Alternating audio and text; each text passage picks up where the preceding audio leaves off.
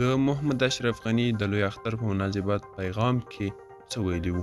پوره لسره ویډیو کې ګورو. زموږ یوټیوب چینل سبسکرایب کړئ. سلام، ستړي مشئ، وخت مو بخیر. پام وکړئ د نورو تازه او مهم خبر ته. ولسمشر غني د لوی اختر په مناسبت پیغام کې له اوسني وضعیت څخه د وتلو لپاره ویلي: تر هغو چې په ما پورې اړه لري، د افغانستان په سیاسي ډګر کې له جنګ سالارانو سره یو ګام پورته کولو ته هم چمتو نه یم، خو د هغوی د سیاسي سرنوشت او هیواد کې له اوسېدو حق په اړه پریکړه د ولس په لاس کې ده.